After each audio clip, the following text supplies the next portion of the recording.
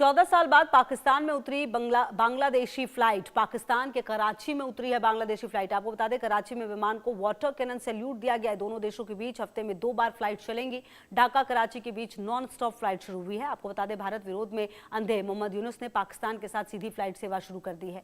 पाकिस्तान और बांग्लादेश के बीच करीब 1.5 दशक के बाद हवाई सेवा शुरू हुई है। 14 साल के अंतराल के बाद बांग्लादेश की राजधानी ढाका से उड़े विमान ने कराची के जिन्ना इंटरनेशनल एयरपोर्ट पर लैंड किया। बांग्लादेशी एयरलाइन की फ्लाइट 14 साल बाद कराची लौटी तो लैंडिंग होने पर उसे पारंपरिक वाटर कैनन सैल्यूट दिया गया। ये बांग्लादेश की मोहम्मद यूनुस सरकार के भारत विरोध और पाकिस्तान से नजदीकी बढ़ने की कोशिशों को दिखाता है। हालांकि आपको बता दें कि कुछ दिन पहले ही ये फैसला लिया गया था बांग्लादेश की तरफ से और पाकिस्तान की तरफ से कि अब हफ्ते में 2 दिन जो है वो बांग्लादेश से जो फ्लाइट है वो जाएगी पाकिस्तान के लिए।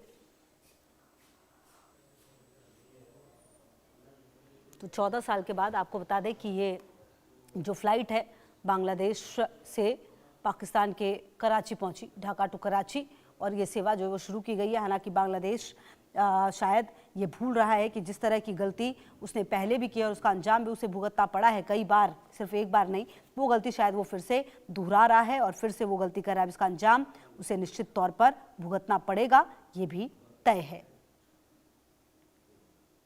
बांग्लादेश, और आपको बता दें कि अगर साउथ एशिया की आप बात करें तो पिछले कुछ समय में जो बहुत सारे देशों के समीकरण एक दूसरे के साथ बदले हैं, चाहे भारत की आप बात करें, पाकिस्तान की बात करें या बांग्लादेश की बात करें। बांग्लादेश जो एक वक्त में भारत का बहुत ही अच्छा मित्र हुआ करता था, जब से शेख हसीना सरकार वहाँ पर हटी है, मोहम्मद यूनुस आए हैं, तब से ही लगातार जो संबंधों में तल्खी है वो देखी गई। अभी देखिए हाल के दिनों में जो क्रिकेट है वो भी खेलने से मना कर दिया भारत आकर। उसके बाद हालांकि वर्ल्ड कप से ही हटा दिया गया बांग्लादेश को, उसकी जगह स्कॉटलैंड खेलेगा। लेकिन आप देखिए कि पाकिस्तान के साथ किस तरह नजदीकी बढ़ रही है और लगातार भारत की सुरक्षा एजेंसियां भी सतर्क नजर आ रही हैं, क्योंकि कहीं ना कहीं बांग्लादेश और पाकिस्तान का मिलना और इस तरह से उनके संबंधों का बढ़ना कहीं ना कहीं भारत को परेशान निश्चित तौर पर कर सकता है। और शायद यही वजह है कि भारत की सुरक्षा एजेंसियां लगातार नजर रख रही हैं। और आपको बताएं कि बांग्लादेश में यूनुस सरकार लगातार ही इस तरह के फैसले ले रही है जिससे उसकी नज़दीकी पाकिस्तान की तरफ साफ देखी जा सकती है। हालांकि फरवरी में अब यहाँ पर आम चुनाव होने हैं, उसके बाद क्या फैसला आएगा।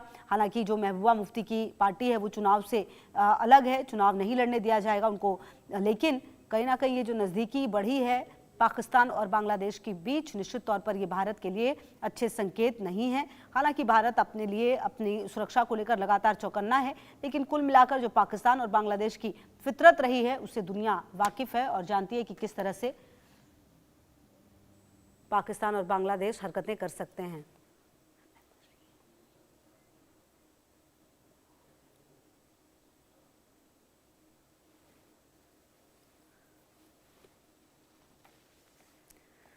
तो आपको बता दें कि पाकिस्तान और बांग्लादेश की जो नज़दीकी है वो लगातार बढ़ती हुई नज़र आ रही है और जो फ्लाइट है वो उतरी है। पाकिस्तान और बांग्लादेश जो कभी एक वक्त आप समझिए कि पाकिस्तान से ही अलग होकर बना है ये भारत की मदद से बांग्लादेश, और आज पाकिस्तान के साथ ही जो इसके संबंध हैं वो बढ़ते हुए नज़र आ रहे हैं।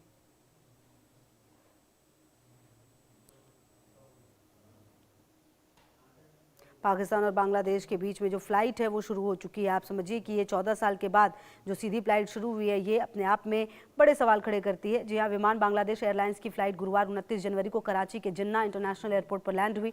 दोनों देशों के बीच नॉन स्टॉप कनेक्टिविटी की दोबारा शुरुआत मानी जा रही है। पाकिस्तान एयरपोर्ट अथॉरिटी के मुताबिक फ्लाइट नंबर BG341 गुरुवार शाम कराची पहुंची। बयान में कहा गया, ढाका से आने वाली ये पहली फ्लाइट है जो 14 साल बाद कराची एयरपोर्ट पर लैंड हुई। फ्लाइट के उतरते ही उसे वाटर से